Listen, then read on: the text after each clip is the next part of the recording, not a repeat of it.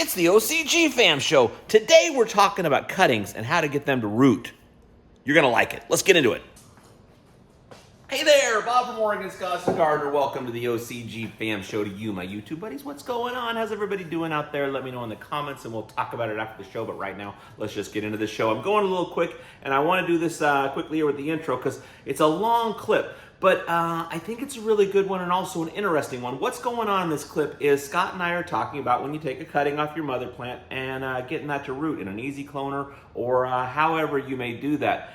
And, Scott plays down that he's an expert on growing, but he's been growing for a long time. And he also ran a grow store for a long time and also has incredible access to a lot of people that are giants in this industry. So he's got a unique perspective on just about anything involving growing this type of plant. And so I thought it was interesting, just me and him talking back and forth, kind of some different scenarios and stuff for getting roots on a clone.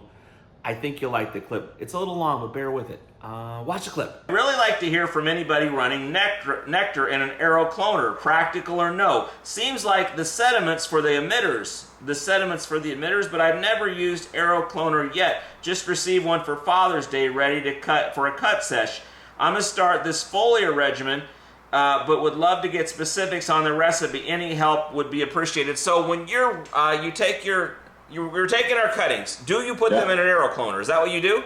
I mean, you have to do that, right? They go in there for a while. Is that, or no? Oh, I mean, if you're using an aero clone, a lot of people use like the easy clone or But you can't stick it in the ground. I mean, you have to put it in a cloner. Am I correct about that? I know guys who throw their cuttings on dirt floors and they take root. So, cloning is literally it's an anomaly. You're either super great at it, or it's a nightmare for you, or it's a teeter-totter of emotions. But for most cloners, because of the system and the way they design them, you don't need a lot of anything in the actual cloner. What you're going to be doing is prepping the mother with the foliar feeding. You've stored all that nutrition up in the tops of the plant.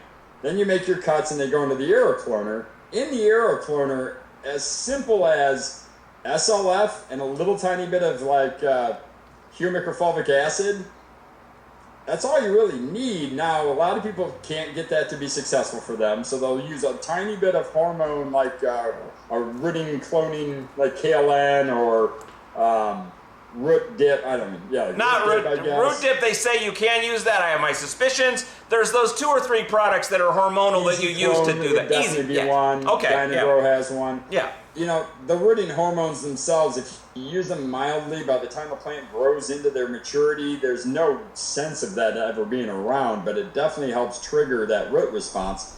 And just the on-off water cycle of those mists help promote that root development faster. So SLF added to your reservoir in your aero cloner, I think, is the most important component, because as you cut those little wounds on the stem, you get that clean bacteria, the bacillus living in there, are going to harbor those wounds and protect that from rot, protect it from being infected with a pathogen. And then as the roots develop, the bacteria in SLF will grow with those root tips and keep them clean and safe until you get into transplant. So, I think I hate cloning, honestly. I do all mine in little, they're the rapid rooters, but not. Like, the brand is beyond me right now, but it's a little the original little spongy cocoa peat blends that are sponges, and that's always worked the best for me. I know, like a lot of the bigger commercial guys I deal with, they can crush it in a 120 unit with 400 clones in there. So it really comes down to how it works best for each individual. But for an aero cloner, a little tiny bit of rooting hormone in the reservoir, SLF in the reservoir, maybe some humic or fulvic acid. Those both work great in there.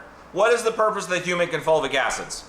Stimulant. I mean, it actually helps stimulate the cell growth, and then with the bacteria harboring those wounds, it kind of helps feed them. That humate will help feed them the bacteria, and then that keeps them living and colonizing. It's just a little bit of a food source for the microbes that are in the SLF. So, but you personally don't have a problem with the root hormones, but you understand if someone did. Oh, absolutely. Like that true hardcore, I only cut a new moon people will never use a hormone because it's a synthetic hormone. Sure.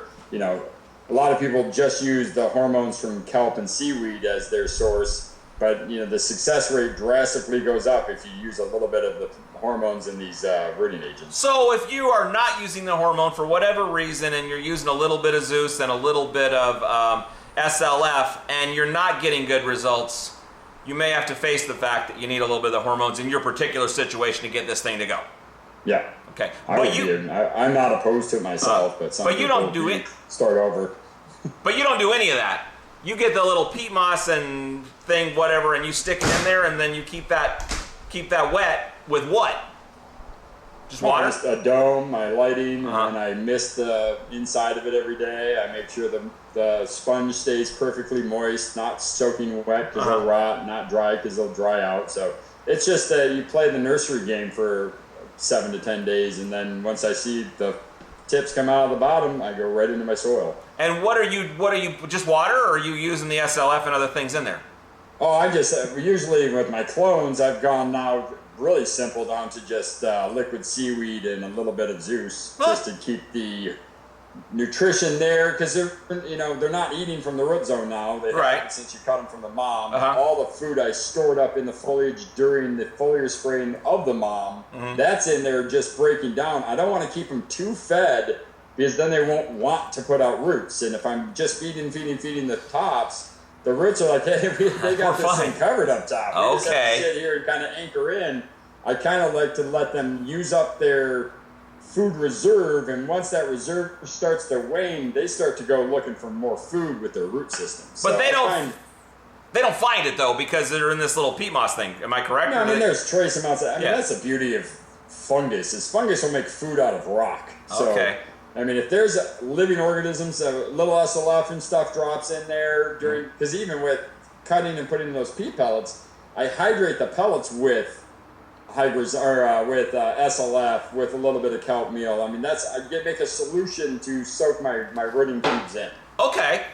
And then once they're wet, and then the only time, the nice thing about those little pellets or the rapid rooters is they go from a dark brown to a light orange when they're transitioning from dry to wet. So you can kind of look in there and go, yeah, they're starting to change color. I'll give them a little more hydration. So, but yeah, usually once the food wears out in the foliage, the roots are already starting to develop really well. So a little bit SLF and what? You said some seaweed or something? What is it? Yeah, I like Poseidon.